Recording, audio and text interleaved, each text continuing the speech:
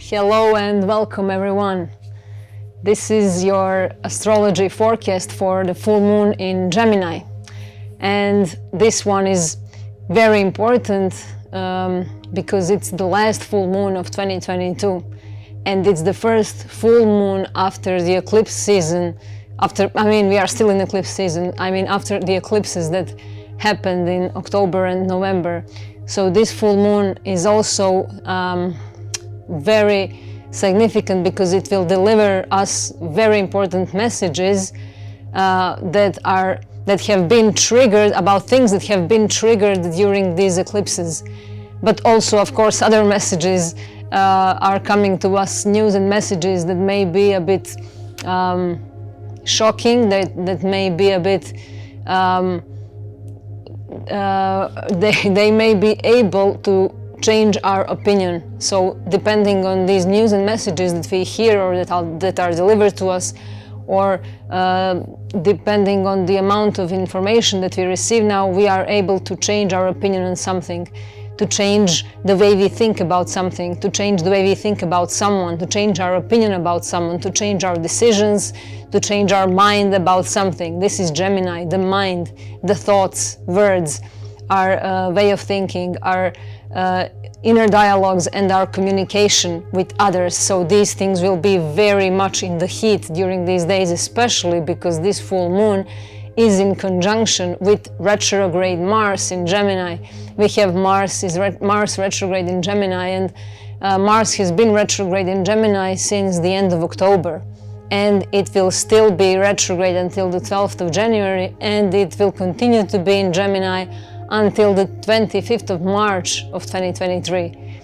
And Mars has been in Gemini since the 20th of August of 2022. So this is a big process, big transition, and it's very important for all of us, for our mental patterns, for our mental discipline, for the way we think, the way we speak, the way we use our words, and for our mental awareness, for the awareness of the significance of the words that we use, because the words are really spells, and I will talk more about that later.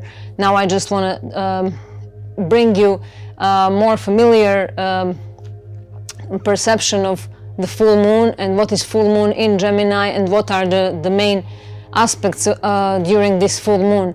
So the full moon is the peak moment. It's the moment when things are brought into the light. Things that have been hidden, things that we've been avoiding, things that we've been suppressing, denying, ignoring, are coming to light, and we cannot escape them, we cannot ignore them, we just have to see them, to acknowledge them, to recognize them, to release them. These are full moons are times of culminations, completions, revelations, disclosures, fruitions, fulfillments, endings and beginnings as well. So something is coming to a head, or something is coming to a fruition, or something is coming to an end. But there is a very high potential there for something to be, brought to its fullness, just as the full moon light. It's the full moon, so something is, brought to its fullness. And it may be a time for us to speak our minds, to say what we truly and really mean. But we have to be very careful because Mars is retrograde in Gemini. This is Gemini's energy. And the ruler of this full moon in Gemini is Mercury. And Mercury also rules communications, words, thoughts, transportation. So it's very important. And Mercury just entered Capricorn. So we will have a help from Mercury in Capricorn because there is stability in our words, there is mental discipline, and we have to be more mature with the way we use our words, with the way we think, the way we interact with others, the way we interpret our ideas and thoughts. We will have to be more mature, more responsible, more disciplined, we have to be more structural in the way we use our words. We are not just saying it for the sake of saying it, but it's time to say something that we truly mean, and it's something that has a true value. And it's important to first think about what are we going to say. First first let's sink into our heart and see if this, what I'm saying, is going to affect me and others in a constructive way or in a destructive way. But even if it's destructive, maybe it will be constructive. So let's not just look at things black or white, but if this is something I really have to do now, if this is something that, you know, I really have to say now, say it. But first, have a real honest and sincere talk in ourselves. Let's have that inner dialogue first and see if this will bring more damage or good, what we're going to do or say, because Mars retrograde in Gemini, this energy can make us say or do things that we may regret later, and we may not be clear about things yet, because it's not really a good time to make any big decisions, because with Mars retrograde we may really regret it later. So we are not having all the pieces of the puzzle yet. It's better to slow down, but this energy can have a tendency, we may have a tendency to be quick, to react quickly. This is speedy energy, you know, fast and quick reaction, because Mars is also quick energy. It's very reactive, very quick, and Gemini is also very quick energy. Mercury also very quick energy, but Mars is retrograde, so we are able to slow down. We are able to be more introspective, to look within, to use our words in a different way, to experiment in how we interact with others, to use different way of communication, not to use the same way of explaining something, saying something, sharing something, but use different way, because when Mars is retrograde, we are able to experiment more. We have ability to try different things and to do them in many different ways. You know, Gemini is very versatile, so we can do many different things. But it's very important also because it's retrograde energy, and this retrograde energy really asks us to do one thing at a time. But Gemini has a tendency to be multitasking. So we are actually immersed, all of us collectively, in multitasking. This is the nation of multitasking. We are doing so many things at once, and this is happening because there is increase of information, increase of data, increase of internet and technology. Everything is just growing and becoming more and more present. So we have overload of information. Therefore, the time seems to move quickly, to move faster than it usually is. So our perception of time is way different than it was 20 years ago or 15 years ago, when there was no so much of technological innovations and so much internet communication. Now we have to think differently, and we have to use wiser our ability to communicate, because it seems like things are moving very quickly. And this is our reminder to be more, not to be only introspective, but to be able to use this archetype of the twins, of the Gemini, to split and to look at ourselves from a different perspective, to split ourselves in two, and to see the one who is doing the thing, who is thinking, to see the thinker, to observe the thinker, to be able to see the feeling and thinking within ourselves, the doer and the thinker, to see both sides of us. So we are now between two worlds. This is Gemini archetype, and we have great support from Saturn, actually, because Saturn is in trine. Saturn is in trine, which is very, very nice aspect, and Saturn is in trine with Mars. This is very helpful because we will be able to be more stable in our decisions, in our choices, in our thoughts. So Saturn gives us this discipline and stability and structure, not to be overloaded and overthinking, not to have that great mental traffic jam, not to do multitasking, because when we are multitasking, we are never present. We are multitasking and we are doing many things at once, and we are never there.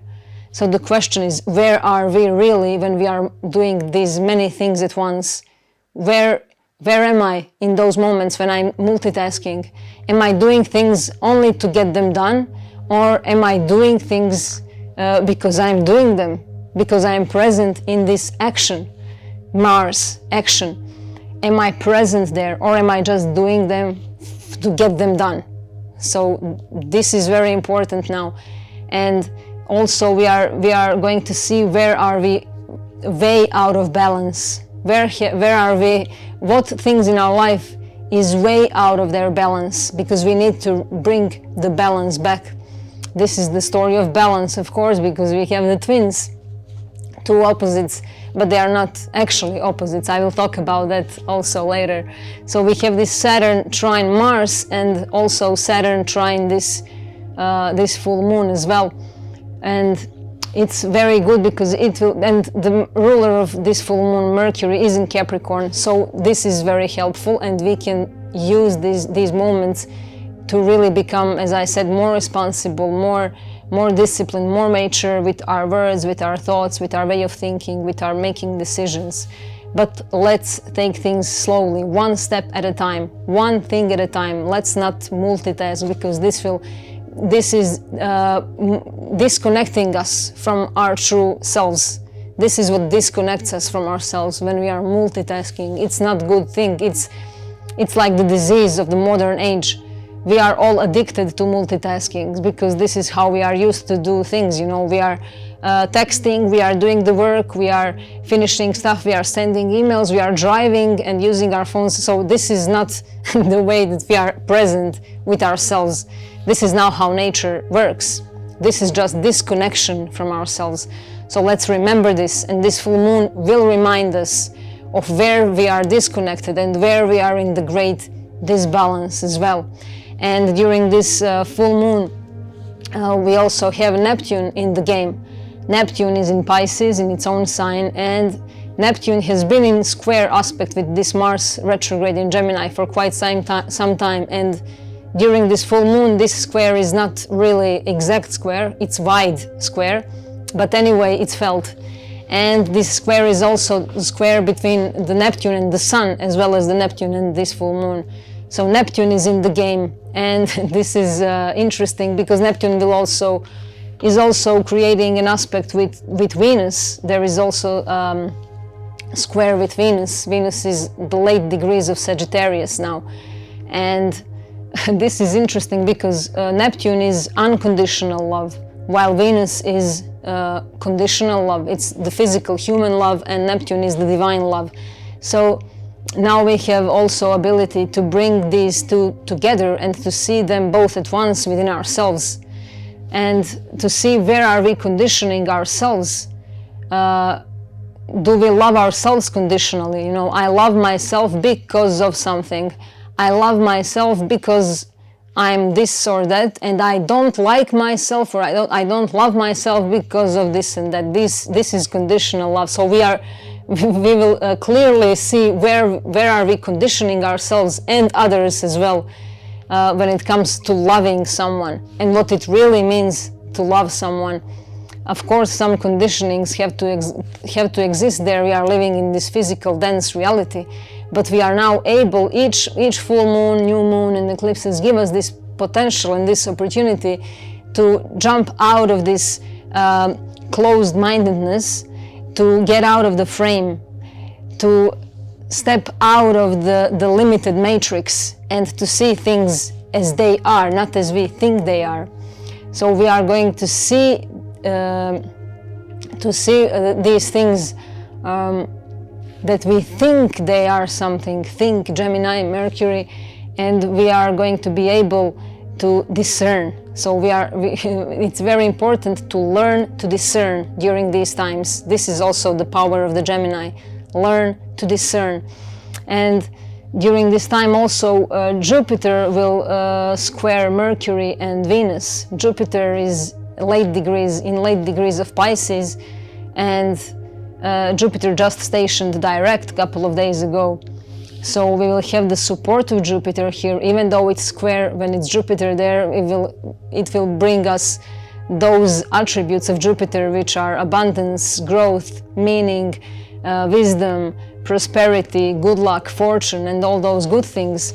And Jupiter will here enlarge our vision, so and enlarge our ability to soften our words, to soften the way we speak, to soften this angry Mars archetype energy that is right now in Gemini, and that may have a tendency to push us towards saying some things that we may regret later, push us to hurt someone with our words.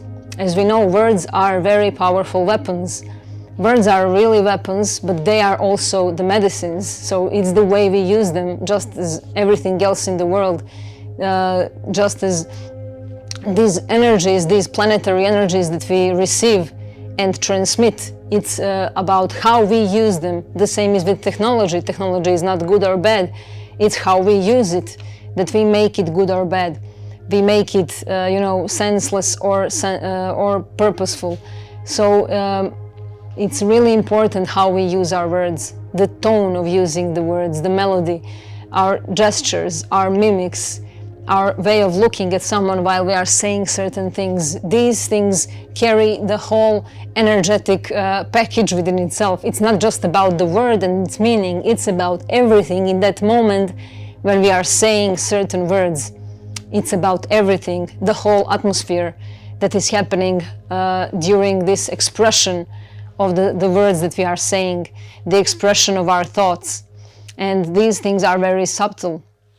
Words are not something that we can see or something that we can touch, but words can break our hearts, right? And words can also heal us. So these can be healing conversations as well as painful conversations, and we may go through both. We may go through both painful and healing conversation, and actually those painful conversations can turn out to be healing conversations as well. So it's important to have this in ourselves, to have this knowledge, to have these reminders that words are very meaningful during this time, and what we say and what we don't say is also very important. The way we listen to each other, listening is very, very significant. And when we are not listening, there is no authentic communication there. There is nothing authentic there if we are not listening. So the question is also, are we in a conversation only with ourselves when we are in communication with others? Are we there speaking with ourselves only in the presence of another person? Are we just waiting for our chance to say what we have to say? Because usually majority is actually doing these things. We are just waiting for our moment to say what we have to say, and we don't really consider things that others are saying. So this is also a time to put ourselves in the shoes of others, because this is also us. This is what Gemini archetype reminds us of, that others are also us. And this is the story of the two, because the communication cannot happen without two people involved, without two sides. There is no communication. It has to be the one who is speaking, the one who is listening and receiving, then the one who transmits, and then the one who receives back again. So important news and messages, important information that are shared, and we will be able to see how important it is what we share with others, because one information can change the whole life of somebody else. One information can transform the whole life, and it's very important how we say something, how we deliver the message. Mercury is the messenger. As we know, Mercury is the messenger of the gods. So we may now also receive some messages from the other world. Neptune is in the game, otherworldly, intuitive messages. So we may receive some messages from the other side, but this other side is also within ourselves. Nothing is separate from us, even though it seems as it is. It may seem separate because this is the twins, Geminis. There is the split. the split of the union into two. And this is very, very important thing, because this is the ability to know and understand reality. Aries stands for the subject, the subjective perception. Taurus is the object. Then the Gemini is the relationship between these two. This is the knower and the known, giving birth to third principle, to knowledge itself. So this is very much about knowledge, and this is the ability to learn, the ability to know something and to transfer that knowledge. This is about learning, teaching, sharing, publishing, writing, reading, traveling, communicating, connecting with people, disconnecting, unions and separations. All these things are under the rulership of Gemini, and this is very curious energy. And in its lower aspects, it can be expressed as lies, manipulations, tricky energy, frauds, conflicts, all these things that are somehow, giving us confusion. Neptune, again, confusion, misconceptions, misinterpretations. But then again, we have an ability to truly rise above and to be the knower, to be the knower, to be the known, and to be the knowledge itself, to wake up all these three principles within ourselves. And this duality and communication is actually happening only when there are two. So we need to establish a true relationship with ourselves and with others. And this is the first sign. Gemini is the first sign in the zodiac that has a human form rather than an animal. This is the Gemini symbol is two upright parallel lines. These are two pillars that are connected at the top and at the bottom. So this duality also implies a unity. So this is unity that is split in two, and then again comes into this unity from duality. So this is the story of separation, of union, then separation, and then reunion. And we had something similar during these previous cycles, the birth, death, and rebirth.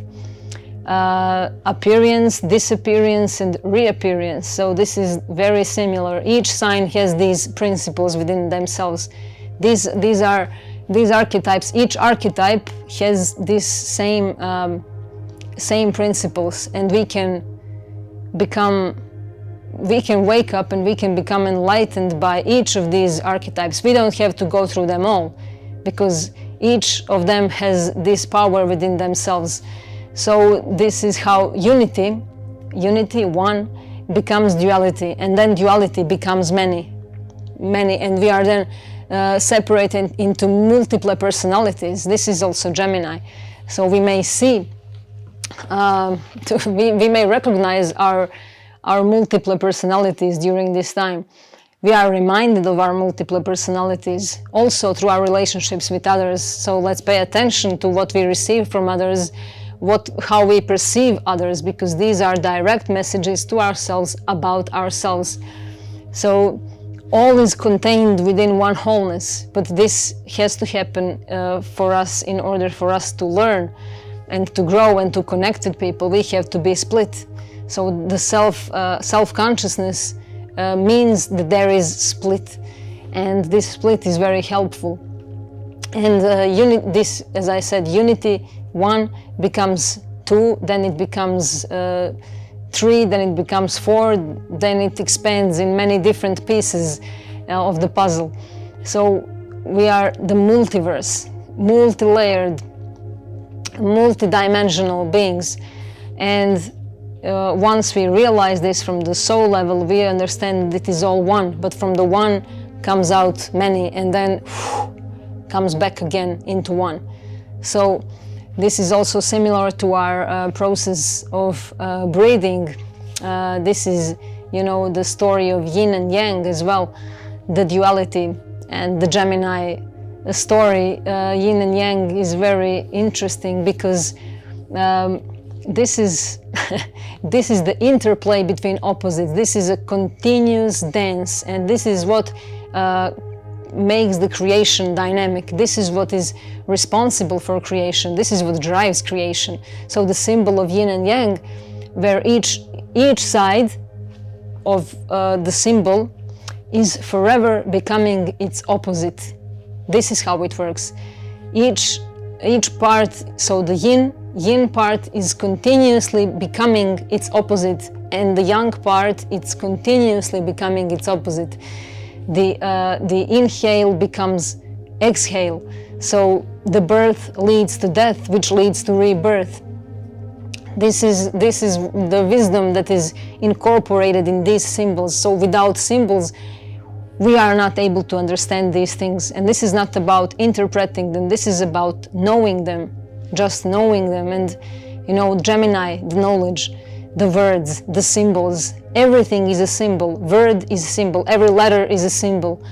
I am a symbol. You are a symbol. We are all a certain symbol. So we have to understand to know what these symbols mean, to recognize their meaning.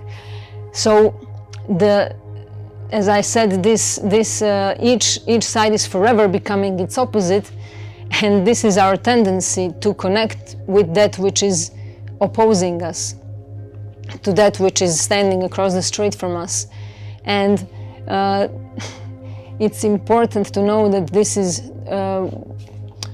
is something that is really happening in every moment of our lives. And the easiest example, the most simple one, is through our breathing. So when we inhale the breath, our inhale is continuously trying to reach an exhale. And when we exhale, the exhale moment is trying to reach an inhale. So this is how it works, you know, each side is forever becoming its opposite. And this is how it's actually working, because this is always shown to us through mythology also, in these pair of, we also always have some pair of gods, pair of goddesses. This is always, or the siblings, the brother and sister, two brothers, two sisters, pair of twins, god and goddess, they are always coming in pairs. And because this whole world is based on polarity. And this is also, in some mythologies, we can see four pairs of twins. And the story, the most familiar one about Gemini, is the Greek mythology, the story of Castor and Pollux, of two twin brothers. One is mortal, other one is immortal, but they also had sisters. So they are not mentioned, but this is the four pairs of twins, brother and sister. Castor and Clytemnestra are mortal twins, and the other pair of twins, Pollux and Helen, are immortal. Helen later becomes the Helen of Troy, but we won't go there. But it's all connected, and it always reflects the war and the conflict within ourselves. This is the fragmentation of ourselves, defragmentation and fragmentation, fusion and diffusion of our own minds and hearts. And these are all stories of ourselves. Even though they may exist externally, this is exoteric reality, but they are all a reflection of our inner conflicts and inner unions and separations. And this union is really found within the human heart and mind. And in some mythologies and stories, we see between these two pillars, they are represented by the Gemini, these two pillars, there is often a shaman standing in the middle between these two pillars as the balancing tool. And the shaman is connecting the heaven and earth. So this is the balance between two opposing sides. And we know that in many stories we have these two opposing sides, and they may come as conflicting pair or they come as a love pair. It doesn't matter, because we all know that there is a very thin line between those lovers and those conflicting pairs between each other. And we also see this in the Bible story of Cain and Abel. Cain and Abel, they also getting into the conflict. Then Romulus and Remus, Enki and Enlil from Sumer, Jekyll and Hyde, we know, two different sides of one personality. Two pillars in the Solomon's temple, Yachin and Boaz. One represents the left path, the other one represents the right path. Boaz represents the moon, Yachin represents the sun, Solomon, Sol and moon, Solomon's temple. It's all the nature, it's all the wisdom of ourselves. So Jacob and Esau, Seth and Osiris, Castor and Pollux, Prometheus and Epimetheus, left and right, mind and matter, thinking and feeling, yin and yang, outward and inward, Adam and Eve. All these things are under the archetype of Gemini. And without this archetype, we wouldn't be able to communicate, we wouldn't be able to learn things, to transfer knowledge, to connect, to write. I mean, all the books and all the knowledge comes from this archetype. So it's very important to understand that this knowledge comes from within ourselves, and this knowledge is always present. And Gemini sign is related to air element of air. Air encompasses all elements. Air comes after ether, so air pulls the knowledge from ether, from the Akashic records. This is how Gemini air sign has the ability to learn so quickly, has skills, it's skilled to learn. And of course the sun is in Sagittarius. We shouldn't forget the opposite sign of Gemini, Sagittarius. And many astrological knowledges are referring to Gemini as the lower mind and Sagittarius is the higher mind, but it's not really like that. It's just terms for us to understand easier these divisions, but actually Gemini within itself has the lower mind and the higher mind as well. And this is the image of twins, and it's used to express the nature, the dual nature of things. And you know, they can be born of the same parents or different parents, but these twins indicate that in everything there is an opposition.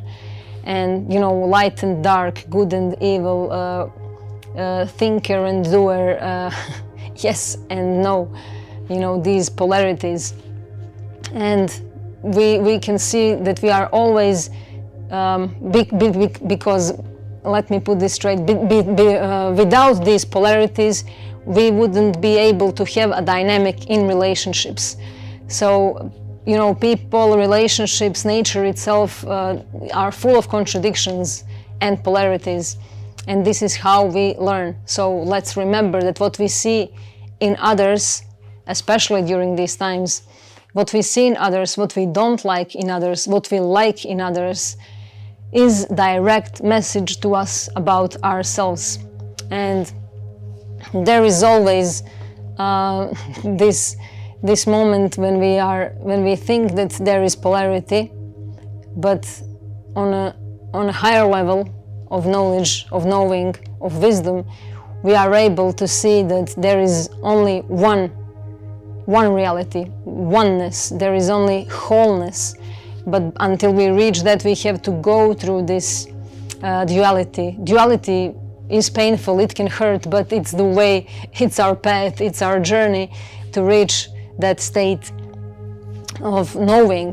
And the story of twins is usually about the conflict with one another, and they must ultimately separate. There is always the story of separation, and this is how we also in ourselves are always looking for that twin soulmate. We all feel this pain and the wound of missing something. We are missing our other half. We are missing our soulmate, when this soulmate is actually always within ourselves. And this is how we end up in these suffering modes. But this is now time to understand that these contradictions are only appearing to be contradictory. They are never contradictions. And we can understand this because all these double goddess and goddesses, they are all one deity. They are just split in two because this is how two aspects are represented to us. Just as the myth of Ereshkigal and Inanna about two sisters that I spoke about during the eclipse in Scorpio.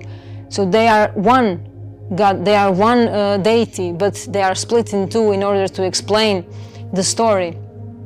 Just as Prometheus and Epimetheus, this is one deity, but it's split in two in order to bring the knowledge. So these things, you know, what we say, what we don't say, the words we use, words are vibrations, they change the radio waves, they change the energetic field around us, information, data, codes, symbols, all these things are spells, you know, thoughts, ideas, knowledge and education, the archetype of student and teacher.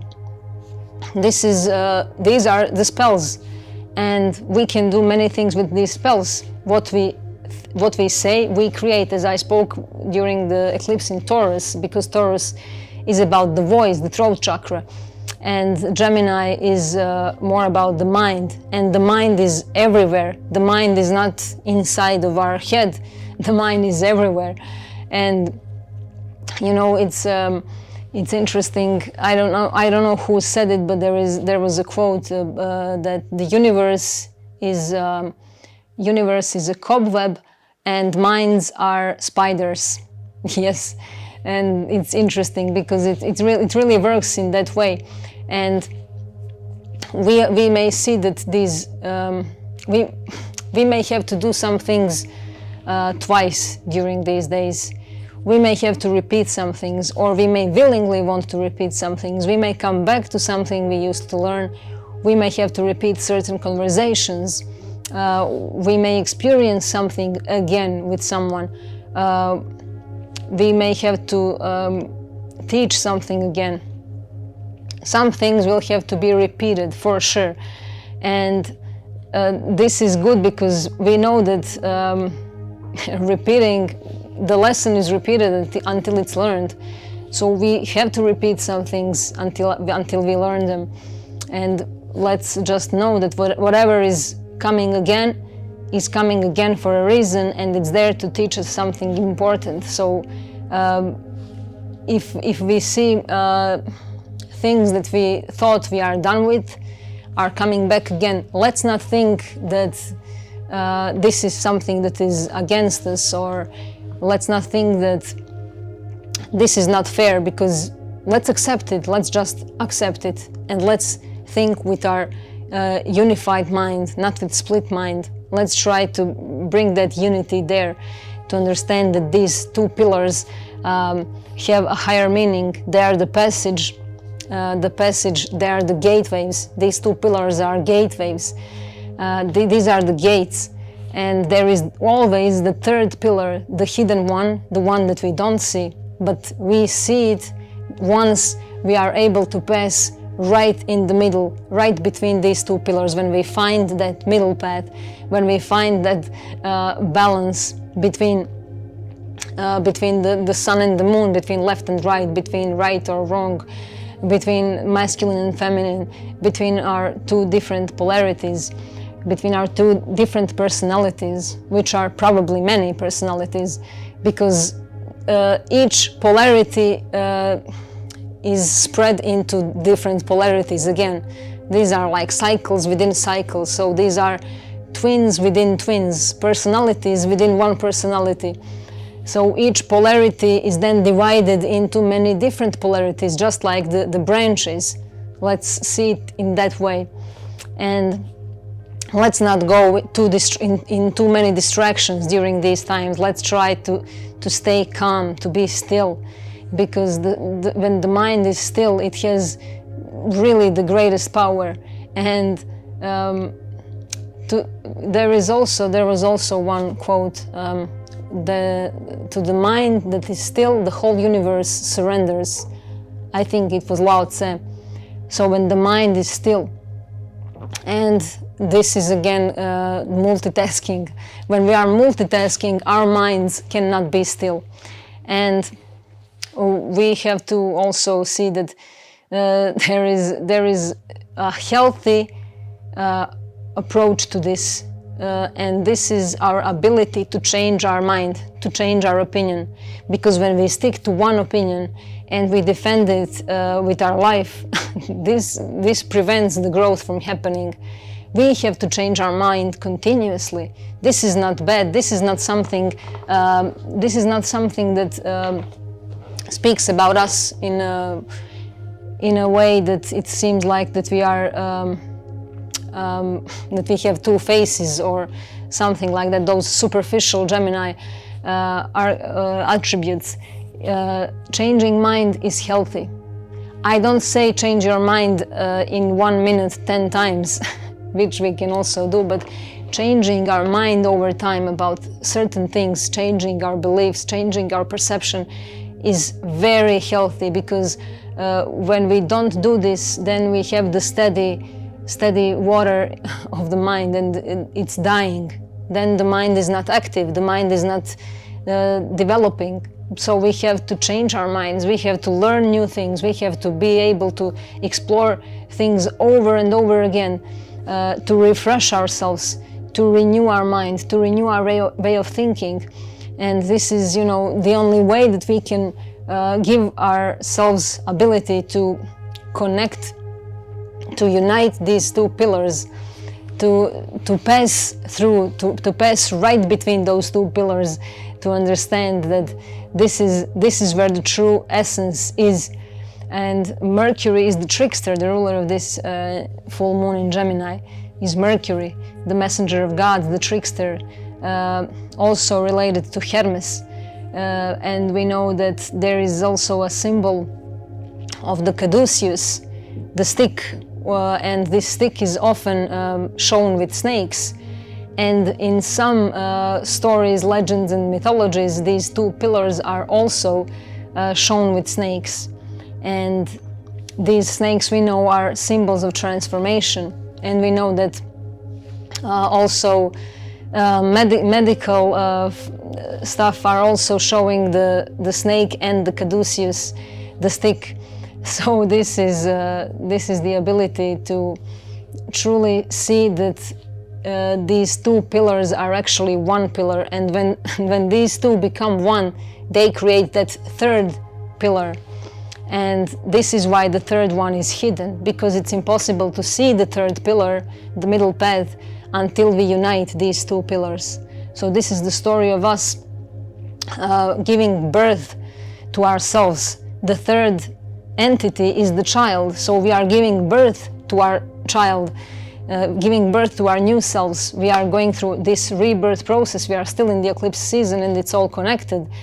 So these two can also be the mother and father within ourselves, the masculine and feminine, and when they are brought together, they bring new life. So the sun and the moon, the two pillars, Solomon, temple, the temple is within ourselves, our bodies are our temples. So to bring these two together, we have the third entity, the new birth, the third pillar, the pillar of stability, of peace. And this is how we bring ourselves into this sacred marriage, Hieros Gamos, known as Hieros Gamos, the great work. Being able to be that sacred marriage and to walk the talk, not only to remain in this split mind of continuous separation and union, continuous, getting closer, detaching, getting closer, getting away from it, then getting closer again, then getting away from it again. So this is the moment when we have really ability to walk through between these two pillars, to stand between these two pillars as a shaman, and to bring that knowledge into our hearts. And these intuitive messages are decoded now to ourselves through our heart, through Venus. Venus and Neptune are squaring each other, and Neptunian intuitive knowledge is being transferred through our hearts, through Venus, and the Gemini archetype has actually ability and power to translate the language of the heart, to translate it into words. And words are the manifestation of the light within ourselves, of the spirit. And we know also Neptune is related to music. And we have to empty ourselves, to empty our minds, to empty our bodies, to go through this purging process, still in eclipse cycle, purging ourselves in order to produce the most beautiful sounds, the most beautiful words. Because as we know, all instruments are hollow, they are empty in order to produce the good sound. So the same is with us. We have to empty ourselves in order to manifest and produce that sound in the most beautiful way. We are the instruments, we are the sounds, we are the melodies, we are the music, we are all of that. And we now have ability to really bring that harmony and to express this harmony. But first we may have to express disharmony, and let's not be afraid of this harmony. Let's honor this part of us that is disharmonious, that is in disbalance. I always say this, let's honor these things that we want to suppress and to deny and to somehow hide. Let's honor them, let's accept them, let's allow ourselves to be human. Because again, twins and Gemini show us that we are both mortal and immortal. We have two parts in ourselves, human part of ourselves and the spiritual side of ourselves, which are all one. But until we reach that moment of knowing and seeing that these two aspects are actually one and the same thing, we have to go through both of them. We have to travel through this polarity. So these aspects of Neptune squaring Mars and Venus may be messy for us. These things have been messing with our thoughts, with our words, and with our ideas and decisions, but now we can really take concrete steps. Mercury, the ruler of this full moon, is in Capricorn, so we can take concrete steps and we can allow ourselves to be more disciplined mentally and to travel from this split mind to the union, to walk through this split towards the union, to walk through these two pillars and to be revealed, to allow these polarities to reveal to us the hidden nature of ourselves. And of course it is hidden for us until we know, because we cannot know something until we are ready for it, until we are mature enough for it to be delivered to us. So we have to go through certain challenges and tests and levels and challenges with others in our relationships, with ourselves, with our lower nature, with our higher nature, which are both one, remember? So we have to go through these processes. We have to learn certain things before we are given, the key. We are given then the key. When we know, then we deserve to walk through those gates, but not before. So let's remember that multitasking is taking us away from this knowledge. Overthinking as well, getting in conflicts, expressing words that are harmful, that are hurting others, especially if we use these words intentionally to make someone feel a certain way. And let's also ask ourselves, what stories do we tell to ourselves? What are our inner dialogues like? What kind of words and stories we use with ourselves? What are the main themes in our lives, in our everyday life? What are the main themes? What are the main topics? What is the topic of my everyday conversations with people? What brings me together with someone? What separates me from others? What kind of themes are there? what kind of support do I give to myself through words and narratives, and do I really support myself, or do I disempower myself? Do I encourage myself, or do I disencourage myself with the words? Because these words have great power. For example, if I think, oh, I will never achieve this, I cannot do this, it can happen to others, but it can never happen to me. Of course, this immediately is absorbed by our field, and of course we will never then reach that. If we believe, if we know that it's impossible, then it remains impossible. But it's enough that that once we know that it's possible, it's enough for it to become possible. It's like this. It happens instantly. It's not something that is going to happen in the future or tomorrow. It's not like I'm going to achieve it. No, it's just the state of being. And these altered states are really strong during this time as well. Altered states are very strong. And we are also being asked about where do we spend our energy? Do we do things that waste our energy, that drain us, or do we do things that charge us, that make us feel good, that make us feel purposeful, that make us feel practical? Or do we do things just for the sake of doing it, just because we have to do them, just because we want to get things done? And if we continue doing things just to get them done, we will continuously find ourselves trying to reach that moment of serenity, and we will fail to do it each time. It's like it's right there, I'm going to catch it, but then it falls and it slips right through our fingers. So it's really important to slow down.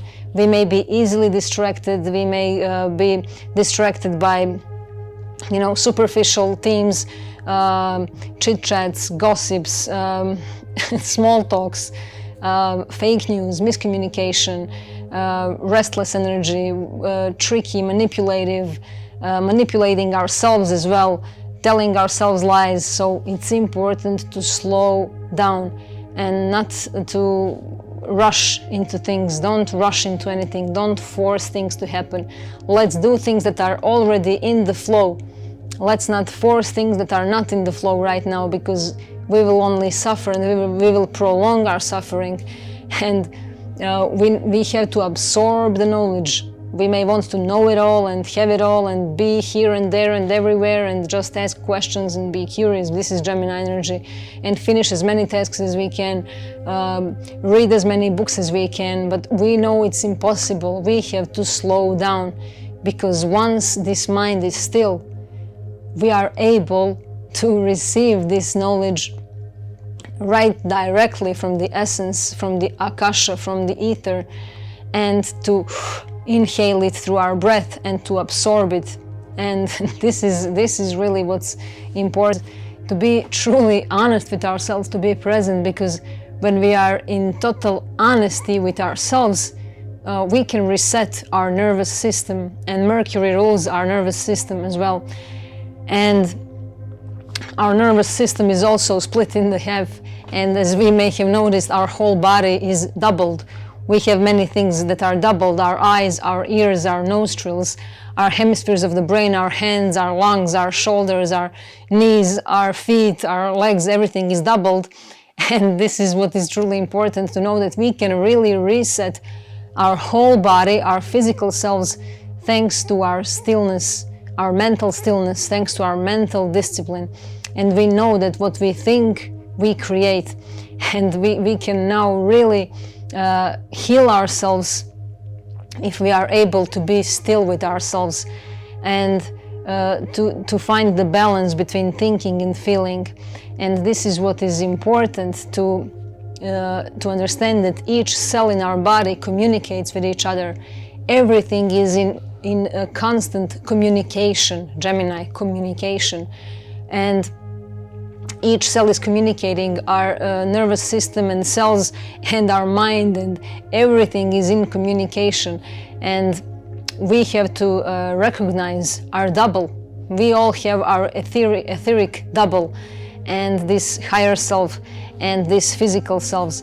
And these divisions can go in divisions again, but let's keep our focus on these two, because this is truly important to know that becoming whole really means to accept these both sides of ourselves, to accept two sides of the story, to accept the world of polarities, to accept that others have their different opinion than us, to accept that there is also the different side of the story than the one that we perceive, to accept both sides as complementary pairs, as two sides of the story that are dancing together, to recognize them as the part of something that is unity, to recognize them as yin and yang, to recognize those polarities as inhale and as exhale, and to understand that neither of these two sides can exist without the other.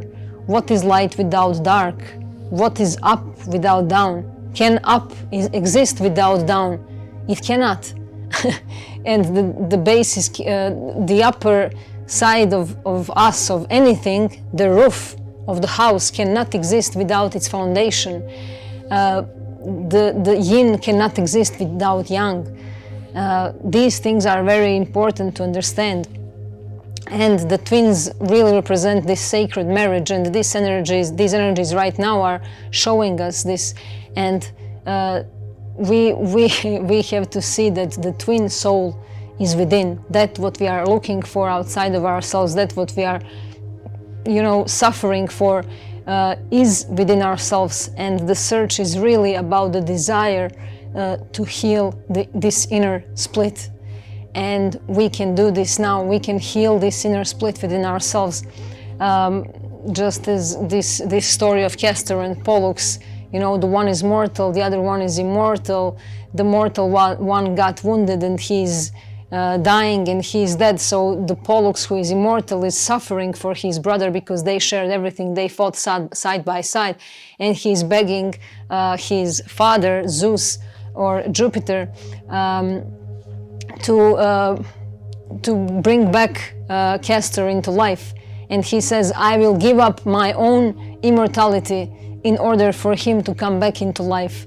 And Zeus feels sorry for his son Pollux, and he does this, and so they have to live half of the time in the upper world and half of the time in the Hades, in the underworld. And this is also the story of cycles, of seasons, of life and rebirth, life and death.